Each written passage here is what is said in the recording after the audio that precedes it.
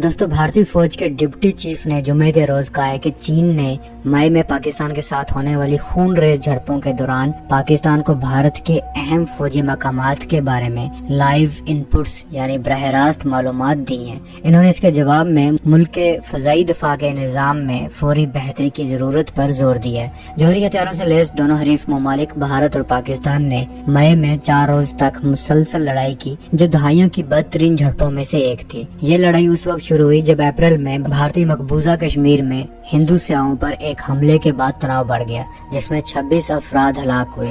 भारत ने इस हमले का इल्जाम पाकिस्तान पर लगाया, जबकि पाकिस्तान ने इस इल्जाम से इनकार किया। इसके बाद दोनों ममालिक ने मिसाइल, ड्रोन्स और तोपखाने के इस्तेमाल के साथ एक दूसरे के खिलाफ कार्रवाइयाँ की। इसी झड़प में पाकिस्तान ने इंडिया के 3 राफेल तैयार भी मार गिराए। लेकिन जब आखिर में पाकिस्तान ने अपने असली हथियार बाहर निकाले और इंडिया का जबरदस्त फेंटा लगाया, तो इंडिया भागता हुआ अपने पापा के पास चला गया और अपने पापा को बीच में ले आया, जिसके बाद जंग बंदी का मुआहदा हुआ। भारत के फौज के deputy chief lieutenant general Rahil Singh ने न्यू दिल्ली में एक दफाई सनत के प्रोग्राम में कहा है कि इस लड़ाई में भारत को 2 दुश्मनों का सामना करना पड़ा। इन्होंने कहा कि पाकिस्तान अगली सफ में था, जबकि चीन ने इसे तमाम मुमकिना मदद फराहम की। इन्होंने बताया कि जब दोनों ममालिक के फौजी ऑपरेशंस के डायरेक्टर जनरल DGMO के दरमियान बातचीत हो रही थी, तो पाकिस्तान को भारत के अहम फौजी मकामात की बराह रास्त मालूमात मिल रही थी।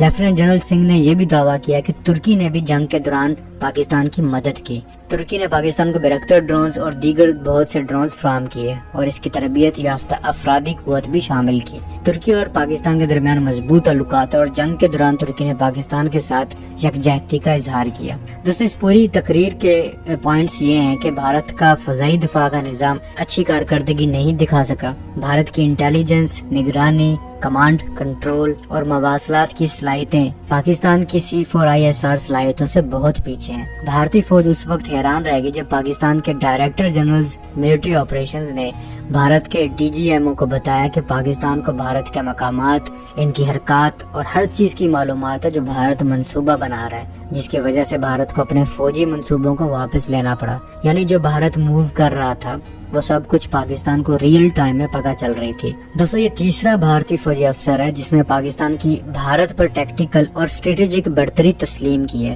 पहले चीफ ऑफ डिफेंस स्टाफ ने, फिर दूसरे कैप्टन शिव कुमार और तीसरे deputy chief of army staff lieutenant general Rahil Singh ने ये तस्लीम की है। इसके अलावा लेजर की आंखों वाला जयशंकर भी कह चुका है कि अगर हम कुछ बातें ना मानते तो पाकिस्तान हम पर खौफनाक हमला करने वाला था। ये सारी बातें दुनिया मान रही है, लेकिन नहीं मान रहा तो रेलवे ट्रैक पर बैठा हुआ कुमार यादव नहीं मान रहा। कुमार यादव का कहना है कि हम तब तक नहीं मानेगा जब तक राफेल गिरने की लाइव फुटेज ना दिखाई जाए। कुमार यादव की डिमांड है कि आइंदा PL-15 में 4K कैमरा भी लगाए जाए। और कुमार यादव ये सारे एविडेंस सोशल मीडिया पर नहीं बल्कि 80s के VCR कैसेट में चाहता है। दोस्तों, रूस ने अपने दफाई शोबे में एक बड़ी पेशरफ्त की है। इसने अपने जदीद तरीन T-90M टैंक की पैदावार को नुमाया तौर पर बढ़ाया है।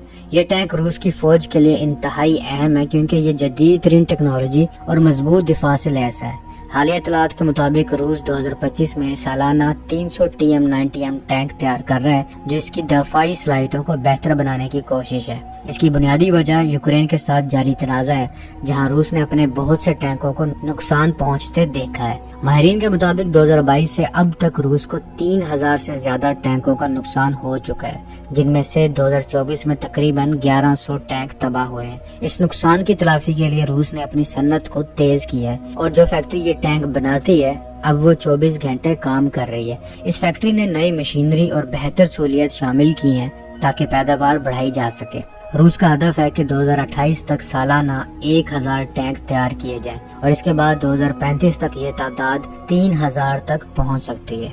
इस मंसूबे के लिए नई तकनीकी तरक्कियात, सरमायाकारी की जरूरत होगी, लेकिन मगरबी ममालिक की पाबंदियां इस अमल को मुश्किल बना रही हैं। पाबंदियों की वजह से रूस को जदीद हिस्सों की दरामद में मुश्किलात का सामना है, लेकिन वो चीन से कुछ सामान हासिल कर रहा है ताकि पैदावार जारी रख सके। जंग के तनाजुर में अगर इस टैंक की अहमियत देखी जाए तो T-90M टैंक को جدید ہتھیاروں اور الیکٹرانک سسٹم سے لیس کیا گیا ہے، جیسے دشمن کے حملوں بشمول ڈرونز سے تحفظ فراہم کرتا ہے۔ ماہرین کا کہنا ہے کہ روس اسے مستقبل کی جنگوں، خاص طور پر نیٹو کے خلاف کے لیے محفوظ کر رہا ہے، تاہم یوکرین میں اس کے استعمال میں کمی دیکھی گئی ہے، جو شاید اس کی حفاظت کی حکمت عملی کا حصہ ہے۔ دوستو، سعودی عرب نے حال ہی میں اپنے دفاعی نظام کو مضبوط کرنے کے لیے اپنی پہلی امریکی ساختہ terminal high altitude area defence یعنی کہ تھرڈ ایئر ڈیفنس سسٹم کی یونٹ کو فعال کر دی ہے۔ اس اعلان کو سعودی وزارت دفاع نے سرکاری طور پر کیا ہے، جس کے مطابق اس سسٹم کی تکمیل، معائنہ اور آپریشن کے بعد اسے فعال کیا گیا۔ اس کے علاوہ سعودی فوجیوں نے اس سسٹم کے استعمال کے لیے مشترکہ میدانی تربیت بھی مکمل کر لی ہے۔ تھرڈ سسٹم کو مختصر اور درمیانی فاصلے کے بیلسٹک میزائلوں کو ان کے حتمی پرواز کے مرحلے میں تباہ کرنے کے لیے ڈیزائن کیا گیا ہے۔ یہ سسٹم ایک جدید تکنیک استعمال کرتا ہے جسے ہٹ ٹو کل کہا جاتا ہے، جس کا مطلب ہے کہ یہ میزائل کو براہ راست ٹکرا کر تباہ کر دیتا ہے۔ سعودی عرب اس سسٹم کو اپنے فضائی دفاع کو بہتر بنانے اور اپنے اہم علاقوں کی حفاظت کے لیے استعمال کرے گا، خاص طور پر ایران اور اس کے اتحادی گروہوں سے آنے والے ممکنہ میزائل حملوں کے تناظر میں۔ اس اقدام کا پس منظر اس وقت سامنے آیا جب خطے میں دفاعی تناؤ بڑھ رہا ہے، خاص طور پر ایران سے آنے والے بیلسٹک میزائلوں کے حملوں کے بعد۔ سعودی عرب نے اس سسٹم کو حاصل کرنے کا معاہدہ امریکی صدر ڈونلڈ ٹرمپ کے پہلے دور حکومت کے دوران کیا تھا، جو کہ $15 بلین کا ایک بڑا دفاعی سودا تھا۔ اس معاہدے میں 7 تھارڈ بیٹریاں، 44 لانچرز اور 360 انٹرسیپٹرز شامل ہیں، جو سعودی عرب کو خطے میں ایک مضبوط دفاعی شیلڈ فراہم کریں گے۔ دوستو، امریکی فضائیہ نے حال ہی میں فلوریڈا کے اگلن ایئر فورس بیس پر ایک تاریخی تجربہ کیا ہے، جہاں F-15E اسٹرائک ایگل اور F-16C فائٹنگ فالکن جیٹس کے پائلٹس نے XQ-58A والکری ڈرونز کو دور سے چلایا۔ یہ تجربہ ہوا میں لڑائی کی ایک بنائی ہوئی صورتحال میں کیا گیا، جو لڑائی کے طریقوں کو نئی شکل دینے والی ایک اہم پیش رفت ہے۔ یہ پہلی بار ہے کہ F-15 اور F-16 کے پائلٹس نے XQ-58A والکری ڈرونز کو کنٹرول کیا، جو بغیر پائلٹ والے طیارے یعنی کہ ڈرونز کے ساتھ مل کر کام کرتے ہیں۔ یہ ڈرون لوئل ونگ مین کی طرح کام کرتا ہے، یعنی یہ مین فائٹر جیٹس کے ساتھ خطرناک کام کرتے ہیں تاکہ پائلٹس کی حفاظت ہو سکے۔ ان ڈرونز نے 3000 میل سے زیادہ کا فاصلہ طے کیا، جو انہیں لمبی مہمات کے لیے موزوں بناتا ہے۔ والکری ڈرونز کو سستے بنایا گیا ہے، جو لڑائی میں استعمال ہونے والے اہم اثاثے بن سکتے ہیں، اور ان کی قیمت روایتی جہازوں سے بہت کم ہے۔ یہ تجربہ مستقبل کی لڑائی کے نظام کو تبدیل کر سکتا ہے، جہاں انسان اور مشینیں مل کر کام کریں گی۔ حالانکہ یہ تجربہ خفیہ تھا، لیکن اندازہ ہے کہ ڈرونز نے دشمن کے جاسوسی کے مشن اور ممکنہ طور پر ہوا میں ہتھیاروں کے استعمال کا مشاہدہ کیا ہے۔ اس کا اوپن ڈیزائن انہیں نئی ٹیکنالوجی سے لیس کرنے کی اجازت دیتا ہے۔ دوستو، امریکی فضائیہ اپنے F-22 ریپٹر لڑاکا ہتھیاروں کو بہتر بنانے کی منصوبہ بندی کر رہی ہے، تاکہ وہ ہوائی کنٹرول کی حیثیت سے کام کریں اور کولیبریٹیو کمبیٹ ایئرکرافٹ یعنی کہ CCA ڈرونز کو کنٹرول کر سکیں۔ یہ ایک اہم قدم ہے جس میں بغیر پائلٹ والے نظام کو 5ویں جنریشن کے لڑاکا ہتھیاروں کے ساتھ مربوط کیا جا رہا ہے۔ تازہ رپورٹ کے مطابق F-22 پہلا آپریشنل طیارہ ہوگا جو CCA ڈرونز کو کنٹرول کرے گا، اور اس کے لیے نئے ٹیبلٹ پر مبنی کنٹرول سسٹم 2026 کے مالی سال سے لگائے جانے شروع ہو جائیں گے۔ فضائیہ نے 2026 کے بجٹ میں اس منصوبے کے لیے $15 ملین مختص کیے ہیں، جسے CPI پروگرام کہا جاتا ہے، تاکہ لڑائی کے لیے تیار ریپٹرز میں تبدیلی کی جا سکے۔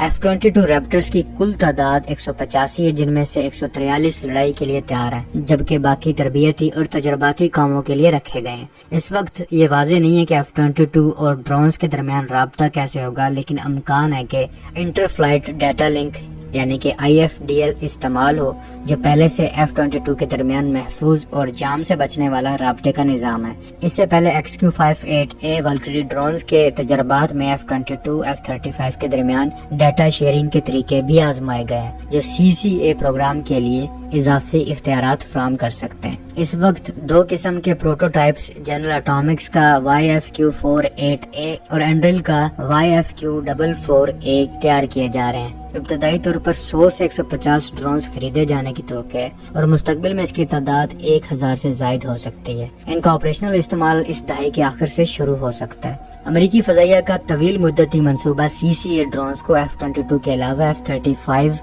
نئی نیکسٹ جنریشن ایئر ڈومیننس لڑاکا طیارہ B-21 اور ایریل ریفیولنگ ٹینکرز کے ساتھ جوڑنا ہے۔ اس کے علاوہ فضائیہ، نیوی اور میرین کورس کے درمیان مشترکہ کمانڈ اینڈ کنٹرول نظام پر بھی کام ہو رہا ہے۔ لاکہیڈ مارٹن جو F-22 اور F-35 کا بنیادی مینوفیکچرر ہے، اس نے پہلے ہی دکھایا ہے کہ ایک پائلٹ کئی ڈرونز کو کاکپٹ کے اندر سے ٹیبلٹ کے ذریعے کنٹرول کر سکتا ہے۔ اس سسٹم میں پائلٹ دشمن کے اہداف کو نشانہ بنانے کے لیے ڈرونز کو ٹچ سکرین سے ہدایت دے سکتا ہے، جس سے اس کا کام آسان ہوتا ہے۔ یہ پروگرام امریکی فضائیہ کی تکنیکی صلاحیتوں کو بڑھانے اور مستقبل کی لڑائیوں کے لیے تیاری کا ایک اہم حصہ ہے، جہاں ڈرونز اور انسانوں کے تعاون سے زیادہ طاقتور اور محفوظ آپریشنز ممکن ہو سکیں گے۔ تو اب تک کے لیے اتنا ہی، امید آپ کو یہ اپڈیٹس پسند آئی ہوں گی۔ ملتا ہوں ایک نئی اور دلچسپ ویڈیو کے ساتھ، تب تک